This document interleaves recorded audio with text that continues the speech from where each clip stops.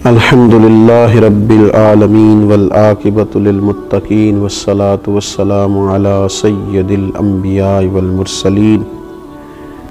اما بعد اعوذ باللہ من الشیطان الرجیم بسم اللہ الرحمن الرحیم لا تحسبن الذین یفرحون بما اتوا ویحبون ان یحمدوا بما لم یفعلوا صدق اللہ العظیم اللہم صلی علی سیدنا و مولانا محمد معدن الجود والکرم وآلہ وصحبہ وبارک وسلم اللہم صلی علی سیدنا و مولانا محمد معدن الجود والکرم وآلہ وصحبہ وبارک وسلم الصلاۃ والسلام علیک یا سیدی یا رسول اللہ وَعَلَىٰ آلِكَ وَأَصْحَابِكَ یا حبیب اللہ۔ حمد و صلاۃ کے بعد قرآن مجید فرقان حمید ہمیں کچھ ایسے روحانی امراض کے بارے میں شعور دیتا ہے کہ جو دلوں میں موجود ہوتے ہیں اور انسان کے دل کے اندر جو اس کی روحانی زندگی ہوتی ہے اس کے لیے بڑے نقصان کا باعث ہوتے ہیں، اور جب دل کے اندر وہ چیزیں پوری طرح جڑ پکڑنے لگتی ہیں تو انسان کے جو ظاہری معاملات ہوتے ہیں، اس کا جو لوگوں کے ساتھ میل ملاپ ہوتا ہے اور اس کے جو تعلقات ہوتے ہیں اس پر بھی اس کے وہ روحانی مسائل اثر انداز ہوتے ہیں۔ یہاں تک ہی نہیں، پھر اگر وہ مسائل اسی طرح برقرار رہیں تو وہ جو نیکی کے کام انسان کرتا ہے، اپنی زندگی میں خیر جمع کرتا ہے، اللہ تبارک و تعالیٰ کا بندہ ہو کر، نبی اکرم صلی اللہ تعالیٰ علیہ وسلم کا امتی ہو کر وہ دین کے رستے پہ چلتا ہے، تو اگر اس کی روحانیت میں بگاڑ ہو تو وہ چیزیں اس کو وہاں بھی تکلیف کا باعث بنتی ہیں اور اس کے نیک اعمال پر بھی اثر انداز ہوتی ہیں۔ انہی مسائل میں سے ایک بڑا مسئلہ جو بہت بڑی روحانی بیماری ہے اور بہت زیادہ تکلیف کا باعث ہے، وہ ہے حب جاہ کا مسئلہ، یعنی شہرت کی خواہش، عزت کی خواہش۔ لوگ میری تعریف کریں، میں لوگوں میں جانا پہچانا جاؤں، لوگ میرا ذکر کریں، جگہ جگہ لوگوں کو پتہ چلے کہ فلاں صاحب ہوتے ہیں۔ حالانکہ حضرت مولا علی شیر خدا کرم اللہ تعالی وجہہ الکریم ارشاد فرماتے ہیں، اسے مبارک ہو جسے تھوڑے لوگ جانتے ہیں۔ وہ شخص باعث مبارکباد ہے جس کی زیادہ شہرت نہیں ہے، وہ تو تنہائی میں بیٹھ کے آرام سے اپنے رب کریم کو یاد کر لے گا۔ تو ایک بڑی بیماری دل کی، شہرت حاصل کرنے کی بیماری،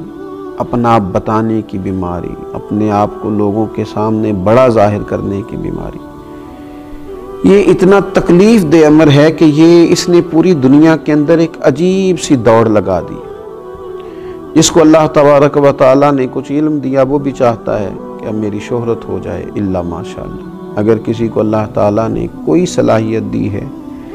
کسی شعبے میں مہارت دی ہے، تو اس کو اس مہارت کے ساتھ شہرت بھی چاہیے۔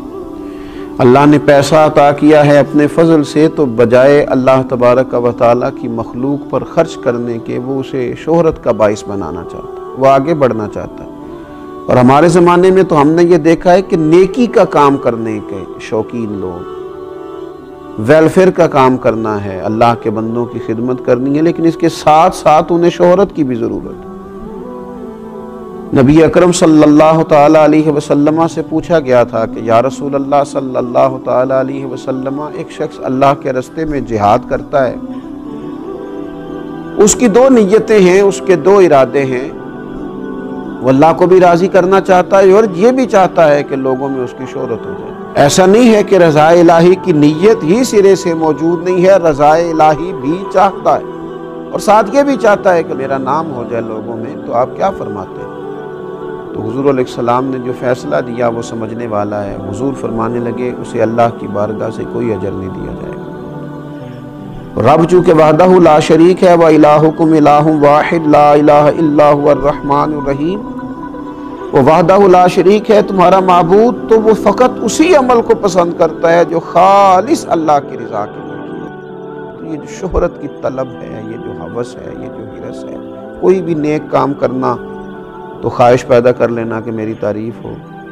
کہا جائے۔ ہاں، ایک بات ہے، ایک شخص چاہتا نہیں ہے لیکن اللہ اس کی شہرت کر دیتا ہے، تو یہ مالک کا فضل ہے۔ اس کی طلب نہیں تھی، خواہش نہیں تھی۔ آپ دیکھیے انبیاء کرام علیہ السلام کو کتنی شہرت ملی دنیا، خلفائے راشدین کو کتنی شہرت ملی، اللہ کے نیک بندے اولیاء اللہ کو کتنی شہرت ملی۔ وہ خود بخود اللہ تعالیٰ ان کے لیے اہتمام فضل کر دے، ان پر کرم ہو جائے، وہ بات الگ ہے، لیکن اپنی خواہش پیدا کرنا اور ہمہ وقت اس طلب اور تڑپ میں رہنا کہ ہمیں اللہ تبارک و تعالیٰ کوئی ایسا نظام کر دے کہ ہم مشہور ہو جائیں، یہ طریقہ درست نہیں ہے۔ اہل یہود کہ یہ عادت قرآن مجید نے بیان کی، ان کا طریقہ بیان کیا اور فرمایا لا تحسبن الذین یفرحون بما اتوا ویحبون ان یحمدوا بما لم یفعلوا، فرمایا ہرگز نہ سمجھنا انہیں جو خوش ہوتے ہیں اپنے کیے پر اور چاہتے ہیں کہ بے کیے پر بھی ان کی تعریف کی جائے۔ ایسا کام بما لم یفعلوا جو انہوں نے کیا ہی نہیں، اس پر بھی چاہتے ہیں ان کی تعریف۔ جو اہل نہیں ہے جس چیز کے، اس پر بھی وہ تعریف چاہتے ہیں۔ جو ہنر، جو فن، جو خوبی ان کے پاس موجود ہی نہیں ہے، ان یحمدوا بما لم یفعلوا، اس پر بھی تعریف مانگتے ہیں جو کام انہوں نے کیا نہیں ہے۔ آپ دیکھیے نا، یہ ہمارے ملک میں آپ کبھی نظر دوڑا کے دیکھیں، جو ڈھیر سارے لوگ ایسے ہیں جو بہت سارا کریڈٹ اپنے کھاتے میں ڈالنا چاہتے ہیں، حالانکہ وہ کام انہوں نے کیا ہی نہیں۔ پیسہ قوم کا لگ گیا، محنت کسی نے کی، اور تختی لگانے کی باری آئی تو ہر شخص اپنا کریڈٹ لینا چاہتا ہے، وہ کہتا ہے اس کو میرے کھاتے میں ڈال دو۔ اہل یہود کا طریقہ بتایا اللہ تعالیٰ نے، اللہ مسلمانوں کو اس سے محفوظ فرمائے۔ فرمایا کہ وہ جو نہیں کیا، بے کیے پر بھی تعریف کرنا چاہتے ہیں، فرمایا ایسوں کو ہرگز عذاب سے دور نہ رکھا جائے گا، ایسوں کو ہرگز عذاب سے دور نہ جاننا، وَلَهُمْ عَذَابٌ أَلِيمٌ، ان کے لیے دردناک عذاب ہے۔ یہ عذاب کے مستحق ہیں اللہ کی بارگاہ میں۔ میرے نبی اکرم صلی اللہ تعالیٰ علیہ وسلم نے فرمایا انسان کے لیے برا ہونے کے لیے اتنا ہی کافی ہے کہ لوگ اس کے دین یا دنیا کے معاملے میں اس کی طرف انگلیوں سے اشارہ کریں، یعنی اس کی تعریف کریں، البتہ جسے اللہ محفوظ رکھے۔ فرمایا یہ تو برا ہونے کی علامت ہے کہ لوگ تیری تعریفیں کرتے پھریں۔ وہ جو تو چاہتا تھا، اگر تو چاہتا تھا، اس کی شرح میں شارحین نے لکھا اگر تو چاہتا تھا میری تعریف ہو تو پھر یہ تیرے برا ہونے کی علامت ہو گئی تیری تعریف۔ اور ایک حدیث پاک میں فرمایا کہ نبی پاک صلی اللہ تعالیٰ علیہ وسلم نے کہ کچھ لوگ اپنے اعمال لے کے قیامت کے دن اللہ کی بارگاہ میں حاضر ہوں گے تو رب فرمائے گا ان سے جا کے اجر لو جن کو دکھانے کے لیے کرتے تھے، میرے پاس تو تمہارے اس عمل کا اجر موجود ہے جو تم نے میرے لیے کیا تھا، جاؤ جا کے ان سے اجر لو۔ حضرت مولا علی شیر خدا رضی اللہ تعالیٰ عنہ فرماتے ہیں خرچ کرو لیکن شہرت نہ چاہو،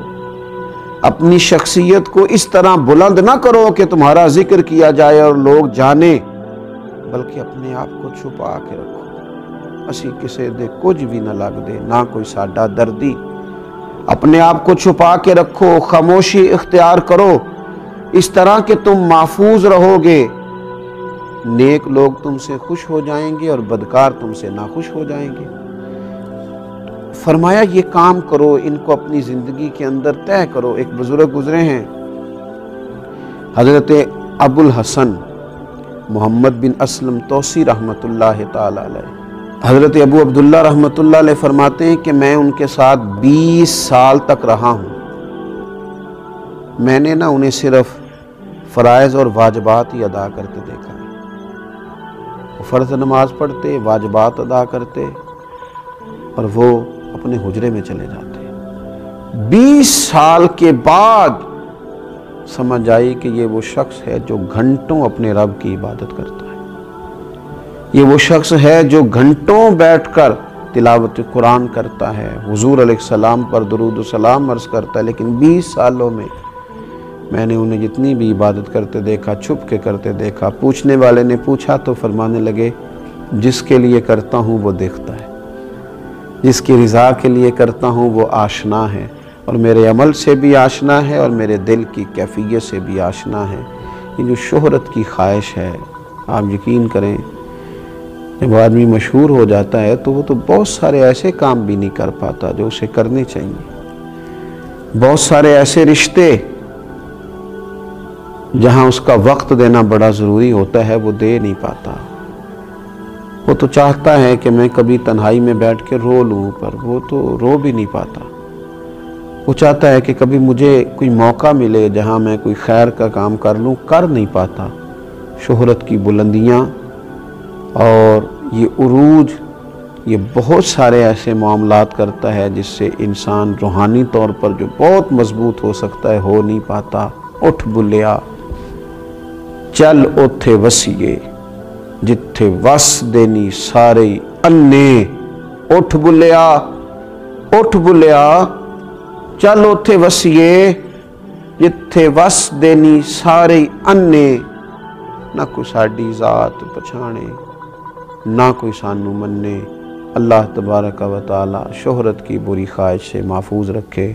وما علینا الا البلاغ۔